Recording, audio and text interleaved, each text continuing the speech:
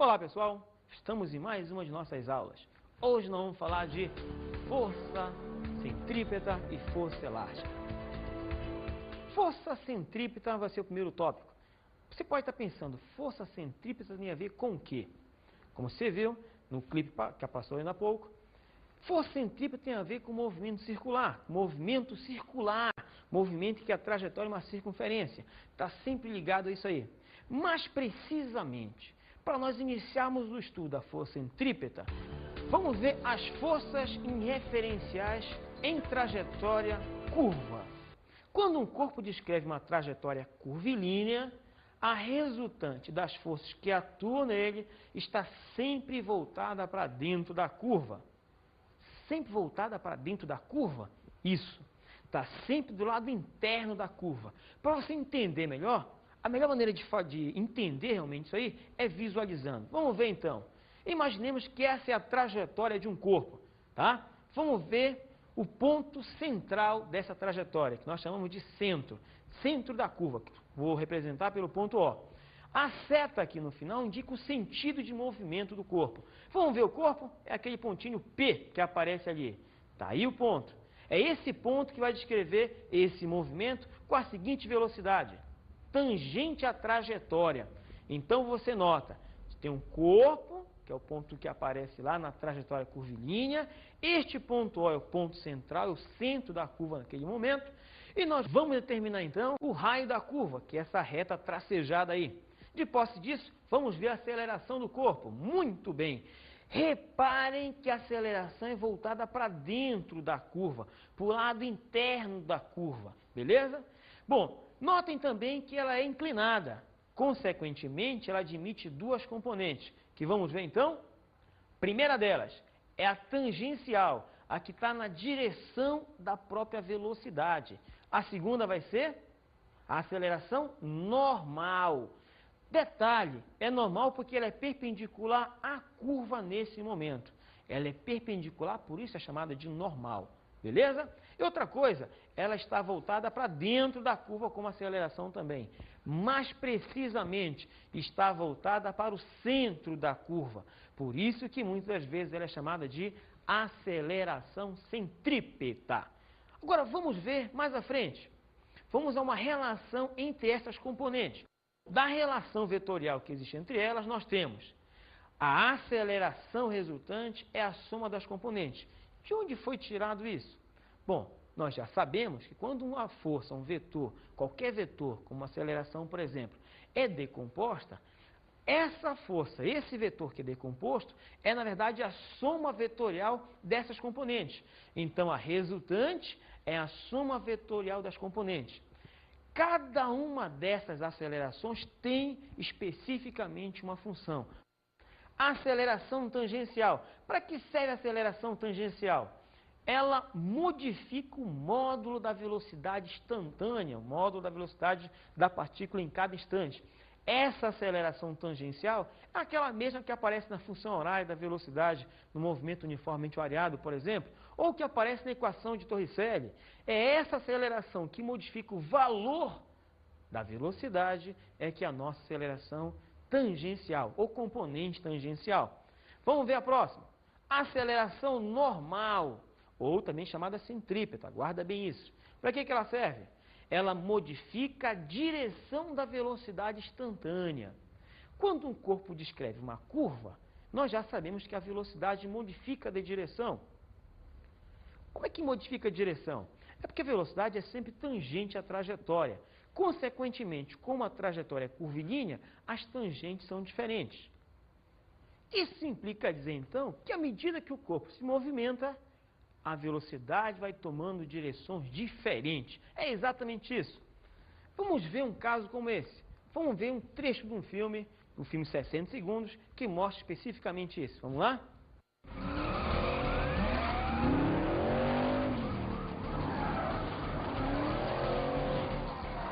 Todas as unidades, veículo suspeito indo para o Boulevard Rio. Devemos encontrá-lo na Avenida Oceano, no fim da ponte. Ali. Te peguei, Raines! Te peguei, garoto!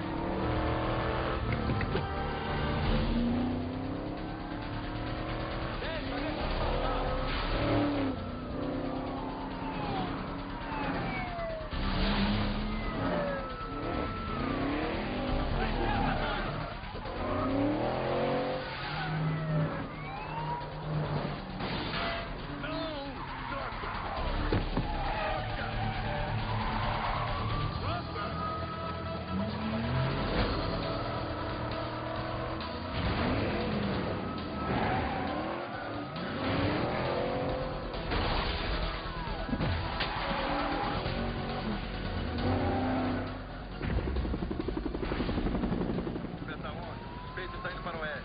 acerte pelo leve.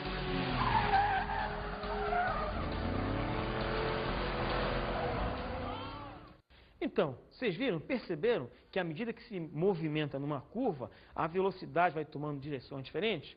Porque a própria trajetória vai tomando tangentes diferentes. Vamos falar um pouco agora sobre as características da componente normal ou centrípeta. Primeiro, direção e sentido.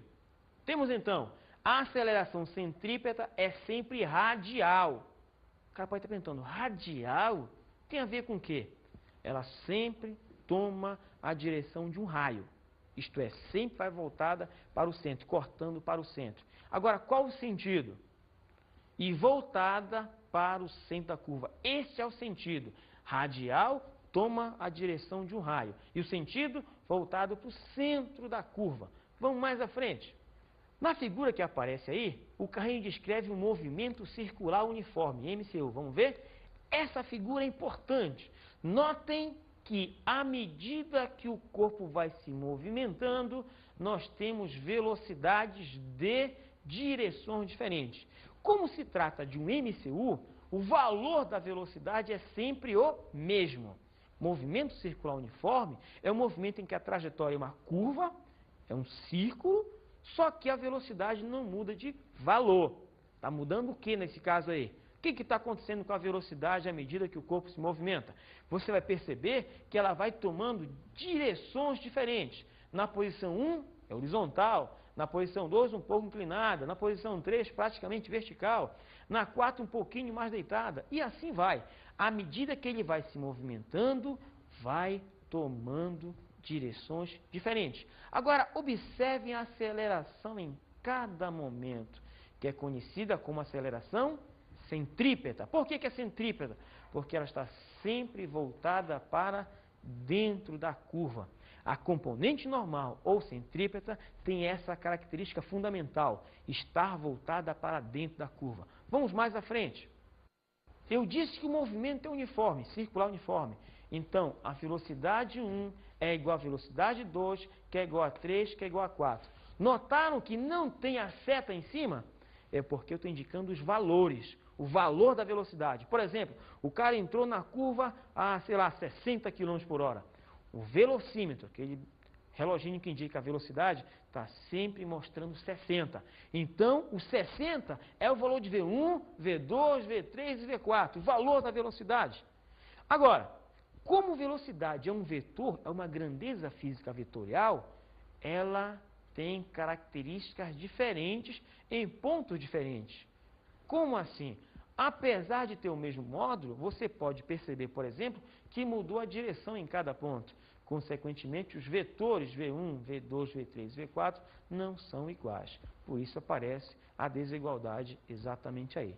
Ok? Agora, vamos à intensidade. A intensidade da componente centrípeta. Vamos ver? Por definição, a aceleração normal, a centrípeta, ela é dada por essa expressão. Onde nós temos, vamos lá? A n é o módulo da aceleração centrípeta, ou normal. V é o módulo da velocidade instantânea da partícula. E por último, R é o raio da curva nesse momento. Ok? Então você já sabe, para calcular a aceleração centrípeta de um corpo que está descrevendo uma curva em determinado instante, o que é que você precisa? Do valor da velocidade dela e do raio da curva que ela está descrevendo. De posse desses dois valores da expressão que nós vimos, você tem automaticamente o valor da aceleração centrípeta. Muito bem, nós vimos então que no movimento circular uniforme, que é um movimento uniforme, mas possui aceleração, existe então uma variação de velocidade. Como eu disse, existe uma aceleração. Ora, se existe aceleração é porque existe uma resultante. Se você tem uma resultante num corpo, eu posso fazer o quê? Eu posso utilizar as leis de Newton. Então, vamos fazer uma aplicação. Uma aplicação de quem? Da segunda lei de Newton numa curva. Vamos ver como é que fica? Na segunda lei de Newton, tem-se resultante igual a massa vezes aceleração. Esta é a segunda lei. Vamos ver para as componentes. Para as componentes tem-se o quê? Primeiro, força tangencial ou resultante tangencial, é massa vezes aceleração tangencial. Só lembrando, a resultante normal vai ser quem então? Massa vezes aceleração normal. Uma coisa importante, eu apliquei a segunda lei de Newton para as duas componentes. E vou lembrar o seguinte, vamos ver? Nós vamos lembrar que a aceleração resultante é a soma da tangencial com a normal. Então, lembrando dessa relação de acelerações, o que é que eu posso obter? Nós vamos chegar à seguinte conclusão. A resultante absoluta sobre o corpo é a resultante normal mais a resultante tangencial. Ora, o que se está dizendo ali é o seguinte. Quando um corpo descreve uma curva, a aceleração resultante sobre ele, o que atua nele, está voltada para o centro. Se existe uma resultante voltada para dentro da curva, não para o centro, para dentro da curva, vai existir uma resultante, então, voltada para dentro da curva. Vamos ver, então, para entender um pouco melhor sobre a situação, uma entrevista que foi feita com um atleta. Vamos ver? Lá vai. Joelson, conta pra mim. Que força que você usa para fazer esse movimento? A gente usa a força centrífuga, né, que é de dentro para fora, ao contrário da centrípeta, né, que é de fora para dentro. Isso mais que a gente, basicamente, que a gente usa aqui no arremesso, né. E bastante força física, né? Com certeza, né, força explosiva, muito treinamento, né, técnica. Não adianta só ter força sem ter a técnica. Não adianta um levantamento, um arremesso, um atleta que levanta peso, lá 500 quilos, queria arremessar, que não, se não tiver a técnica não vai conseguir, né, ter a mesma performance que um atleta específico do arremesso. Muito bem, então você já viu que o atleta tem uma noção do que seria essa força centrípeta. Agora, para que a nossa noção não fique apenas como noção, vamos botar isso em prática. Vamos fazer 2 exercícios. Vamos lá? O primeiro exercício é sobre o globo da morte. Este é um exercício fantástico. É um negócio que as crianças costumam ver em circo. O globo da morte, o que é? É aquele grande globo em que motocicletas ficam dentro, girando, girando, descrevendo circunferências. Ali é a aplicação pura e prática mesmo do que seria um movimento circular e aplicação de força centrípeta. Vamos ao enunciado. Um corpo descreve um movimento num plano vertical no interior de uma superfície esférica de raio 3 metros. Determine a mínima velocidade que o corpo deve ter para não perder o contato com a superfície esférica. Vamos à solução. À medida que o corpo sobe, tende a perder o contato com a pista. E o ponto crítico é o superior, lá em cima mesmo. Tomando o corpo nessa posição superior, temos que atuam nele peso e anormal. O peso eu chamo de P, anormal eu chamo de N, que dão a resultante centrípeta sobre esse corpo. Vamos ver a figura. Ó, tá aí o corpo, lá no ponto superior, onde está sendo indicada a velocidade com que ele descreve a curva nesse momento. Está aqui a velocidade, ó, tangente à trajetória. Estão indicados também peso vertical para baixo e a força normal também vertical para baixo. Notem, a normal é do apoio, do contato sobre o motociclista. Não esquece disso. Reparem que não colocamos as setas em cima das forças. Por quê? Porque queremos representar aqui apenas o valor dessas forças, só a intensidade delas. Bom, nós já sabemos, né, que essas duas forças geram essa resultante centrípeta. Ora, se a resultante existe aqui, porque vai existir uma aceleração centrípeta. Agora, como é que se calcula a resultante centrípeta? Bom, como as duas forças apontam para o mesmo sentido, a força centrípeta é a soma de N mais P. Duas voltadas para o mesmo lado, a resultante é a soma delas. Como é que fica então? Da segunda lei de Newton aplicada ao corpo, nós temos resultante centrípeta é massa vezes aceleração. Mas quem é a resultante mesmo? Eu disse que a resultante centrípeta é N mais P, normal mais peso, igual a massa vezes aceleração centrípeta, que nós já sabemos. A aceleração centrípeta quem é? V² sobre R. Daí, olha o que é que nós temos. À medida que decresce a velocidade, também diminui a força centrípeta, a força de contato N, pois o peso, a massa e o R são literalmente constantes. Ora, a velocidade mínima para se fazer a curva ocorre exatamente quando a normal é igual a zero. Ó, se à medida que você vai subindo, vai perdendo contato com a superfície, o valor da normal tende a reduzir a zero. Da expressão que nós tínhamos, o menor valor da velocidade corresponde ao menor valor da normal. Esse menor valor da normal é justamente quando ela vale zero, quando n é igual a zero. E o corpo não cai, pois possui velocidade. Como é que funciona isso? O corpo está descrevendo a curva, está lá em cima na curva. Ele está passando ali. O que está acontecendo, na verdade, é que ele está em contato com a superfície, só não está exercendo esforço, não está empurrando a superfície. Consequentemente, não recebe força da superfície também. Apesar de existir o contato, não tem o esforço. É isso que torna a força normal, aliás, igual a zero. E nesse ponto, o que é que nós temos? A velocidade é mínima quando o normal é zero. Você pode ler exatamente assim, ó. A velocidade é mínima quando a normal for nula. Qual o resultado disso, então? Voltando à expressão anterior, o que é que nós temos? Normal zero e mais peso igual a massa, velocidade mínima ao quadrado sobre o raio. Ora, lembrando que o peso é massa vezes a gravidade, eu vou substituir e obter mg igual a mv quadrado sobre r. Se eu simplificar o m e jogar o r para lá, o que é que eu tenho? Que a gravidade é v quadrado sobre r, resultando então, v quadrado é rg, ora, v mínimo ao quadrado é r vezes g. Se eu quiser a velocidade mínima, o que é que eu faço? Vou tirar a raiz quadrada, vamos ver? Velocidade mínima, então, é raiz quadrada de r vezes g. Nós conhecemos o raio, foi dado. Nós conhecemos também a gravidade, é uma característica do problema. Se você conhece cada um desses valores, você tem condição de determinar qual o valor mínimo dessa velocidade. Vamos substituir os resultados? Vamos ver? Nós tínhamos que aqui era R.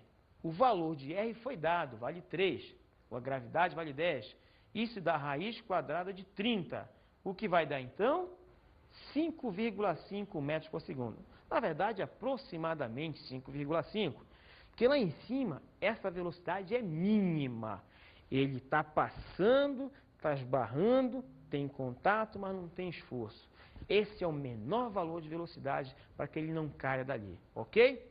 Vamos mais à frente, então. Segundo exercício é o pêndulo cônico. Esse também é um dos clássicos e um dos mais difíceis quando cai em vestibular. Como é que é a situação? Vamos ver? Uma massa M está presa a um fio inextensível e de peso desprezível e gira num plano horizontal, constituindo um pêndulo cônico. Se o comprimento do fio é 3 metros e o ângulo que o fio forma com a vertical é 60 graus, θ igual a 60 no caso, determine a velocidade angular, que eu vou chamar de ômega, de rotação da massa M. Vamos à solução? Bom, para você entender, olhe a figura que determina, que mostra, que esclarece o que é o pêndulo cônico. É o seguinte, o pêndulo é este fio ligado a uma bolinha embaixo. Isso é um pêndulo. Quando ele descreve um movimento tal que a sua trajetória é uma circunferência em torno de um eixo vertical, você tem um pêndulo cônico. Você tem as características. Θ é o ângulo com a direção vertical. Está aqui. L é o comprimento do fio. Foi dado também, no caso vale 3 metros. M é a massa e ômega é a velocidade angular. Vamos à solução, então? Na massa pendular atuam o peso e a tração. Essas duas forças são as que realmente atuam no corpo. Sendo que a resultante centrípeta é a soma de peso mais tração. Essa é a resultante centrípeta. Na verdade, é a soma vetorial dessas grandezas. Então, nas figuras são mostradas as forças atuantes. Vamos ver? Olha como está bonito. Na verdade, eu botei aqui apenas os módulos, sem a setinha para indicar o módulo de cada uma das forças. Você tem, então, peso vertical para baixo, tração ao longo do fio E a resultante dessas duas é a centrípeta. Por que ela é centrípeta? Por justamente estar voltada para o centro da trajetória, que é uma circunferência. Aí você lembra, a aceleração centrípeta não é v² sobre r? É. Como isso aqui vai ser um movimento circular uniforme, o v² sobre r é a mesma coisa que ω² r. Só pelo fato disto aqui ser um movimento circular uniforme. A trajetória descrita é uma circunferência e a velocidade é constante. Logo, o que é que você tem? Da segunda lei de Newton novamente. Você vai fazer resultante centrípeta, continua sendo massa vezes aceleração. É sempre isso. Observando o triângulo das forças, para relacioná-las, olha o que é que nós temos. No triângulo das forças, eu tenho peso vertical para baixo, tração e a centrípeta. Este ângulo, tá? Θ, é justamente igual ao de cima. Por quê? Porque se eu pegar o peso vertical e botar para cá, em que eu fechar o triângulo das forças, o peso, como eu falei, é vertical. Essa reta também. Essa tração está na direção do fio. Então, este ângulo e este aqui são correspondentes. Logo, eles vão ser iguais. Qual a relação entre as forças, então? A relação é a seguinte. A tangente de θ vai ser exatamente igual à força centrípeta dividido pelo peso. Tangente, cateto oposto pelo cateto adjacente. Se eu tirar a centrípeta, fica como? Que a centrípeta é m ω² r. Lembra que a centrípeta é massa vezes aceleração centrípeta. E o peso é mg. Simplificando, o que é que resulta? Que a tangente θ é ω² sobre rg. Nós conhecemos essas grandezas, consequentemente dá para calcular os valores. O cálculo do raio é feito a partir do triângulo. Que triângulo é esse?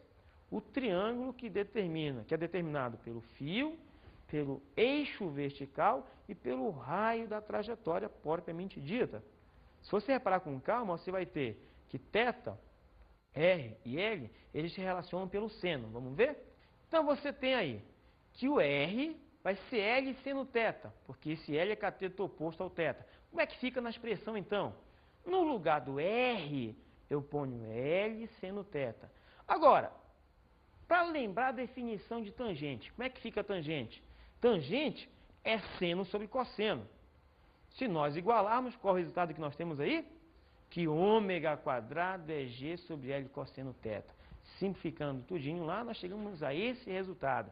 Agora, pegando o ω² e tirando a raiz, está aqui a expressão que me determina a velocidade angular. Em números, como é que ficaria isso? Bom, você já sabe que a gravidade vale 10. O L, que é o comprimento, vale 3. E o ângulo θ é de 60 graus. Substituindo e resolvendo direitinho, como é que fica? Ômega vai dar 2,58 radianos por segundo. Esse é o valor da velocidade angular no pêndulo cônico. Vimos dois problemas de uma importância fundamental. Por quê? Porque eles são exemplos clássicos e muitas das vezes difíceis para o aluno.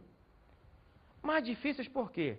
Porque você emprega muitos conceitos matemáticos e às vezes o aluno não está acostumado a isso. Você, caro aluno, se você detalhar com calma cada solução que foi feita, vai perceber que não se fez nada do que você não tenha visto antes. Tudo que foi dito ali você viu em algum momento com certeza. Nós vamos ver agora o quê? Força elástica.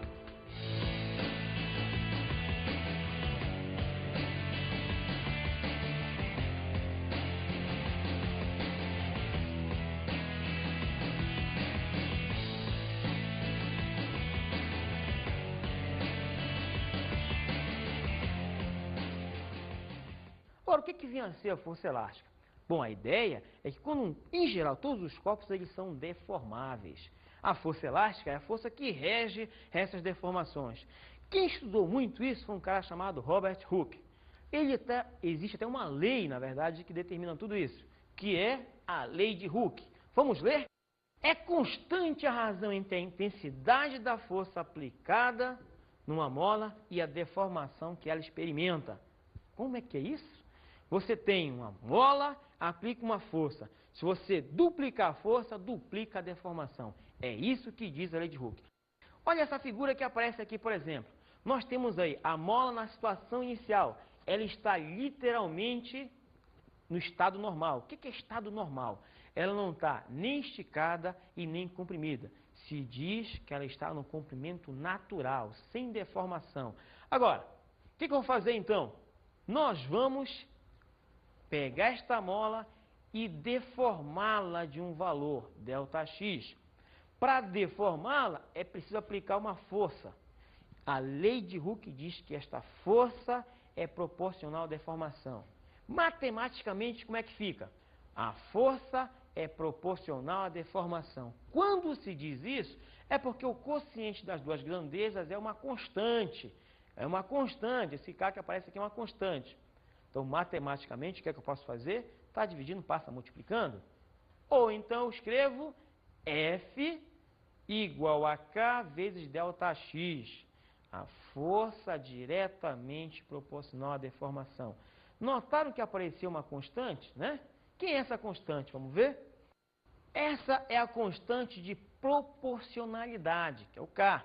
Ela é uma característica da mola, tá? Denomina-se em geral constante elástica da mola. Então, essa propriedadezinha lá, este K, é uma propriedade mesmo, uma propriedade física da mola. Ela especifica, em geral, o quanto é difícil esticar ou comprimir uma mola. Então, por exemplo, suponha que você tem uma mola cuja constante elástica vale 10 newtons por metro. Significa o quê? Que para você deformar a mola de 1 metro, precisa aplicar uma força de exatamente 10 newtons. Mas eu posso ter, por exemplo, uma mola de constante elástica 5 newtons por centímetro. Significa o quê?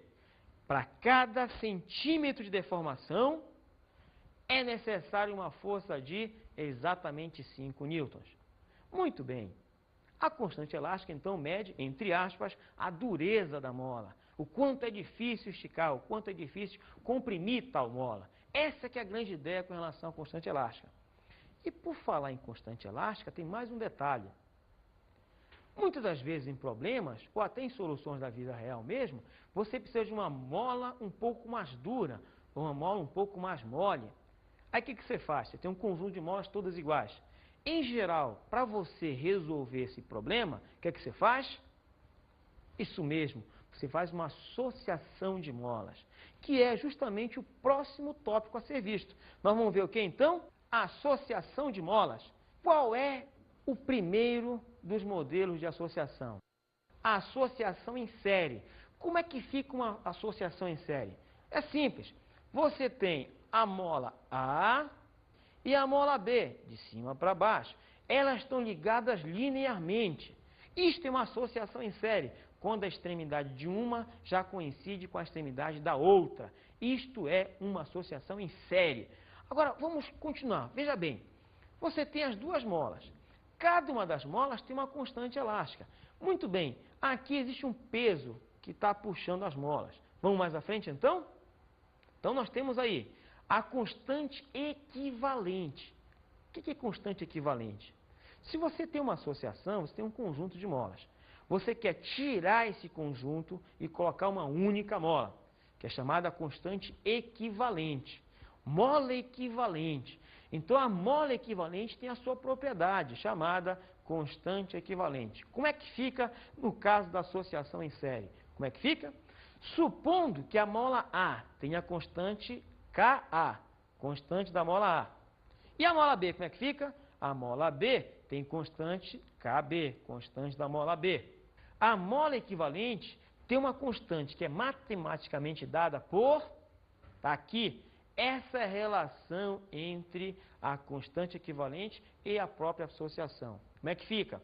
1 sobre o K equivalente é 1 sobre cada primeira mola, mais 1 sobre cada segunda mola, mais estas reticências aqui indicam quantas molas tiverem lá. 1 sobre Ka, 1 sobre Kb, 1 sobre Kc e assim vai. Quantas tiverem, você vai somando os inversos. Assim você determina, então, a constante elástica equivalente. Ou seja, você vai determinar a propriedade de uma mola fictícia que vai substituir todo o teu conjunto. Associação em paralelo. Como é que é a associação em paralelo? Vamos ver a figura.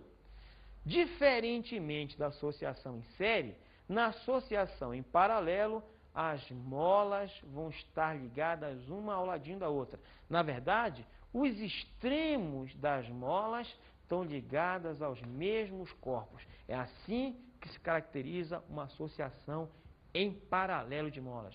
As extremidades das molas ligadas aos mesmos corpos. Então, por exemplo, aqui, as extremidades superiores ligadas ao teto, as extremidades inferiores ligadas ao corpo de massa M, cujo peso é mg para baixo. Falou? Como é que fica então a constante equivalente? Novamente, considerando que a mola A tem uma constante Ka e a mola B constante Kb, a mola equivalente tem constante dada por essa expressão. O que eu leio nessa expressão? O que eu leio é que a constante equivalente vai ser a soma da constante da mola A com a constante da mola B mais a constante da mola C e assim por diante. Uma observação importantíssima para a gente. Você pode associar em série ou em paralelo separadamente. Mas pode fazer diferente. Você pode associar em série e em paralelo juntas. Aí você tem uma associação mista.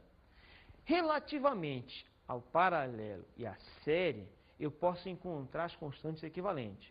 E, logo de cara, a nossa observação fundamental com relação a essa associação é que a constante equivalente da associação é maior que qualquer das constantes elásticas das molas associadas.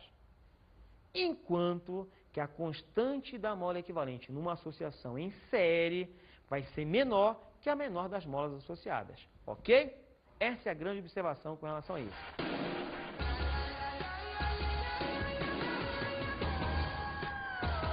Muito bem, caro amigo. Você, aluno, tem que detalhar com muito cuidado cada um dos conceitos de força centrípeta e força elástica.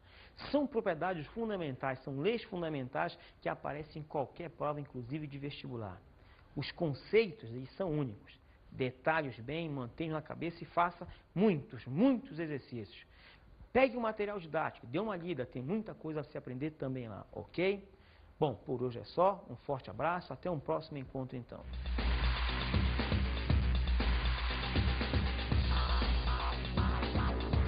Na aula de hoje falamos sobre a força centrípeta e a força elástica.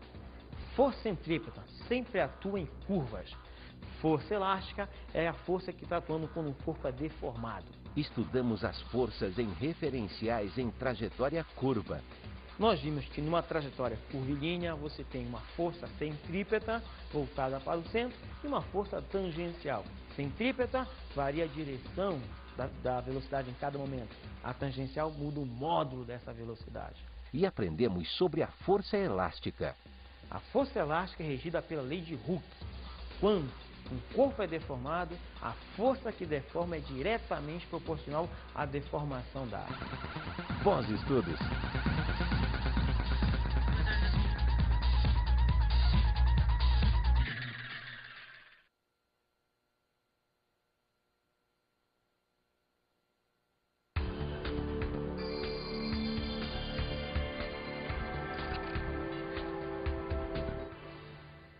Caro amigo, você professor, esse é um assunto que é muito cuidado do aluno e um conhecimento muito profundo de decomposição de forças, de vetores, coisas que vocês já viram. A ideia é fazer com que o aluno reveja esses conceitos, saiba de cor muito rapidamente cada uma das propriedades de separação, de decomposição de vetores, de forças, de aceleração e tudo mais, e faça com que ele resolva o maior número de exercícios. O movimento circular, as forças centrípetas que aparecem no movimento circular são inúmeras.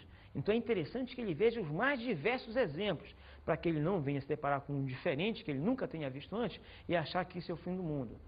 É difícil? É, mas é possível de conseguir, porque é um assunto que está praticamente no dia a dia de cada um de nós.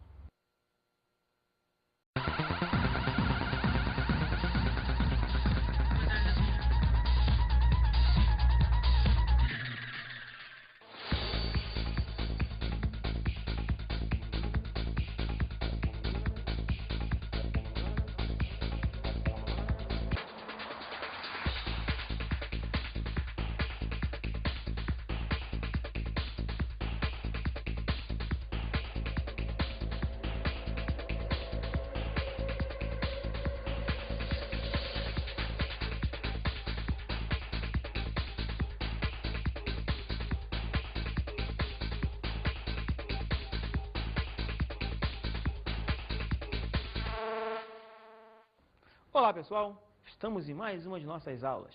Hoje nós vamos falar de força centrípeta e força elástica. Força centrípeta vai ser o primeiro tópico. Você pode estar pensando, força centrípeta tem a ver com o quê? Como você viu no clipe que passou ainda há pouco, força centrípeta tem a ver com movimento circular, movimento, ou também chamada centrípeta, guarda bem isso. Para que ela serve? Ela modifica a direção da velocidade instantânea. Quando um corpo descreve uma curva, nós já sabemos que a velocidade modifica de direção. Como é que modifica a direção? É porque a velocidade é sempre tangente à trajetória. Consequentemente, como a trajetória é curvilínea, as tangentes são diferentes. Isso implica dizer, então, que à medida que o corpo se movimenta, a velocidade vai tomando direções diferentes. É exatamente isso. Vamos ver um caso como esse. Vamos ver um trecho de um filme 60 segundos, que mostra especificamente isso. Vamos lá?